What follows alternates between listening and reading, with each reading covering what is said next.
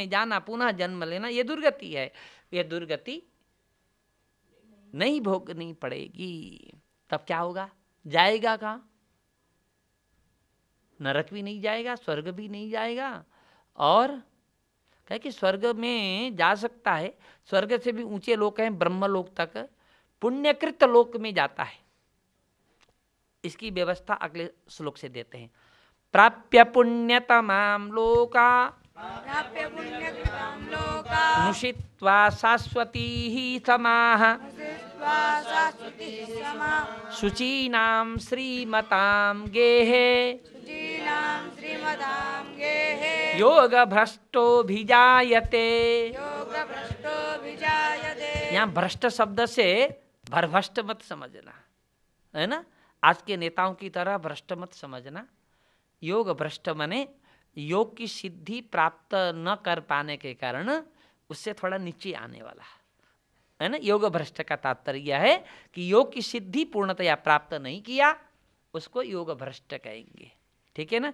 योग भ्रष्ट व्यक्ति पुण्यकृताम, पुण्य कर्म करने से प्राप्त होने वाले लोकों में, है ना, स्वर्ग लोक से भी और ऊपर के लोकों में उषित्वा निवास करके, कितने वर्ष तक निवास करके? शाश्वती ही समाह, शाश्वती माने बहुत लंबे समय तक पवित्र लोक में वहां पर उषित्वा निवास करके। समाह माने वर्ष, संस्कृत में सम शब्द का अर्थ वर्ष होता है, सम शब्द का अर्थ वर्ष भी होता है। जय जय राम। बोल सच्चिदात्मानस्तु प्रयत्नाद्यतमानस्तु योगी संशुद्ध किल्बिषः योगी संशुद्ध किल्बिषः अनेक जन्म संसिद्धः अनेक जन्म संसिद्ध ततो याति परां गतिम। ततो याति परां गतिम।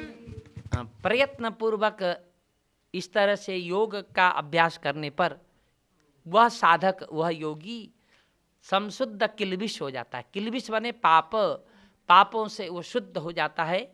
और अनेक जन्म संसिद्ध, अनेक जन्मों तक माने उसके योग का अभ्यास अनेक जन्म तक होते हैं। इस मन बार बार इस तरह से अगले जन्म में भी यदि योग सिद्ध नहीं हुआ, फिर जन्म लेता है, फिर उसी तरह से योग को पूर्ण करता है। तो अनेक जन्मों में भी क्यों न हो, वह योग की सिद्धि को प्राप्त कर लेता है। और योग की सिद्धि प्राप्त करने पर ततः पराम गतिम याति, पर ब्रह्म परमात्मा का सायुज्य रूप परम गति को, सायुज्य मोक्ष रूप परम गति को प्राप्त कर लेता है।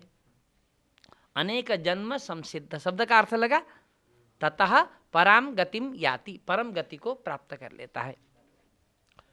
तपस्विभ्योऽधिको योगी तपस्विभ्योऽधिको योगी ज्ञानिभ्योऽपि मतोऽधिकः ज्ञानिभ्योऽपि मतोऽधिकः कर्मिभ्यश्चाधिको योगी कर्मिभ्यश्चाधिको योगी तस्मात् योगी भवार्जुन। तस्मात् योगी भव अर्जुन।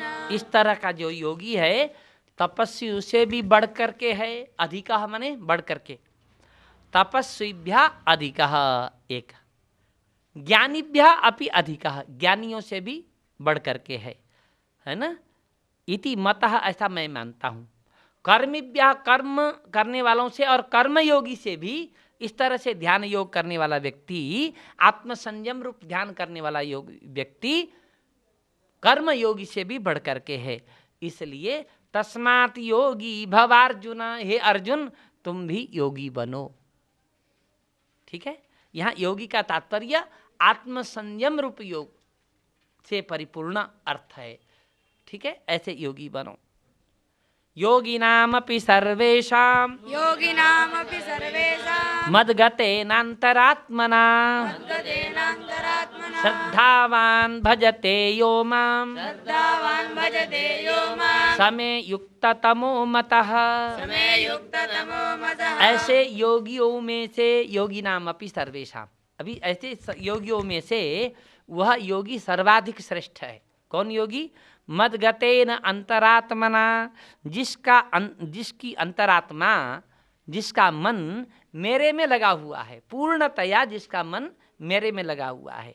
और मेरे में मन लगा करके श्रद्धावान, केवल योग मात्र न करने वाला तो सामान्य योगी, लेकिन जो मदगते न अंतरात्मना, माने मेरे में मन लगा करके और श्रद्धा से परिपूर्ण हो करके, यो माम भजते, जो मुझे भजन करता है, जो मेरा भजन करता है। पहले जो ध्यान की अवस्था बताई गई, उस ध्यान के बाद ध्यान में भी मेरा भजन करने वाला जो योगी है वह युक्त तमो मतः, युक्त माने योग से परिपूर्ण, युक्ततम माने अतिशय परिपूर्ण है, अर्थात सर्वश्रेष्ठ योगी है, ऐसा समझ लेना चाहिए। तो ये आत्मसंयम योग का वर्णन यहाँ पर ध्यान के रूप में किया। ओम तत्सदिति श्रीमद्भगवद्गीतासूपनिषत्सु ब्रह्म विद्यायां योगशास्त्रे श्रीकृष्णार्जुन संवादे आत्मसंयम योगो नाम षष्ठोऽध्यायः। हम प्रयास करेंगे सरल से सरल शब्दों में आपको हम गीता पूर्णतया समझाएं। अभी रुकिए, पूर्णतया समझाएं, लेकिन एक आवृत्ति में गीता का ज्ञान हो नहीं सकता। एक बार पढ़ने से गीता का ज्ञान नहीं हो सकता। 18 अध्याय हैं तो कम से कम 18 बार गीता को पढ़ो तो गीता का ज्ञान परिपूर्ण हो जाएगा। फिर भी लगेगा कि मेरा ज्ञान अपूर्ण ही है और पढ़ने की ज़रूरत है। हम दूसरी तीसरी आवृत्ति में पुनः इस तरह का सत्र होगा तो हम और विस्तृत रूप से वर्णन करेंगे, और हम जितना आपके समक्ष प्रस्तुत कर पाए वह भगवान को अर्पित है। और यदि टूटे फूटे शब्द मेरे द्वारा गलत निकल गए हैं तो मैं क्षमा प्रार्थी हूँ। अब हम केवल 3-4 मिनट में ही, क्योंकि समय हमारा लगभग पूर्ण हो गया है, यहाँ पर विराजमान परम तपस्वी, बड़े योगी, बड़े साधक, बड़े विद्वान गुरुजी हमारे यहाँ पर विराजमान हैं। आपके मुखारविंद से हम आशीर्वचन श्रवण करना चाहेंगे। आप संतनगर में विराजमान हैं, अब वहाँ आपकी कुटिया है और आप हमारे आश्रम के बहुत बड़े सहयोगी हैं, आरंभ से लेकर के ट्रस्टी भी हैं, हम लोगों के मार्गदर्शक हैं, हम लोगों को संबल प्रदान करते हैं, बहुत बड़े विद्वान हैं। मैं आपके मुख से आशीर्वाद श्रवण करना चाहते हैं। आपका नाम है आचार्य श्री राम मिलन शुक्ल जी।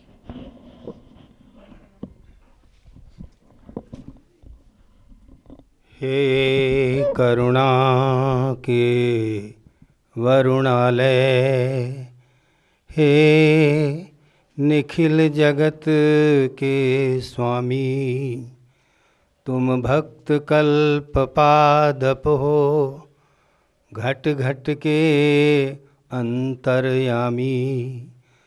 तुमने जिसके मन मानस में जो कुछ छिप कर दर्शाया, वह प्रकट यज्ञ इस वाणी से जग के सन्मुख कह पाया।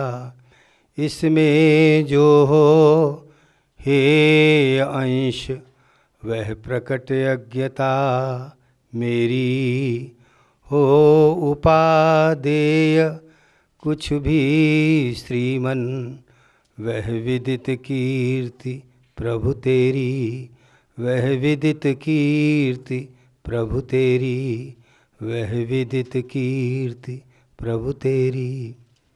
सर्वप्रथम मैं इस पावन भूमि को और इन पावन क्षणों को नमन करते हुए आप सबका आत्मीय अभिनंदन करता हूँ। श्रीमद् भगवद गीता का ये पावन सत्र आप सबकी परमात्मा के प्रति अगाध निष्ठा का प्रमाण है, और श्रीमद् भगवद गीता समग्र विश्व को परमात्मा की आत्मीयता का अमृत प्रदान करने वाला पावन ग्रंथ है। और इस मर्त्यलोक में अमृतत्व को प्राप्त करने का मनुष्य को जो सुंदर अवसर मिला है, उस अवसर को न गंवाना ही गीता की पात्रता को प्राप्त करने का प्रयास है। और इस प्रयास को हम मानव जीवन में ही जारी रख सकते हैं। अन्य किसी देह में परमात्मा को प्राप्त करने का प्रयास इतना सरल नहीं है। और जो व्यक्ति परमात्मा को प्राप्त करने का सरल प्रयास करता है वो संसार के गरल को शिव की तरह पीने में समर्थ हो जाता है और परमात्मा का गीता रूपी अमृत उसके जीवन के पात्र में भर जाता है। आने वाली पीढ़ियों को वो प्रसाद के रूप में दे जाता है। इन्हीं शब्दों के साथ आप सबको प्रणाम, वाणी को विराम। जय श्री श्याम।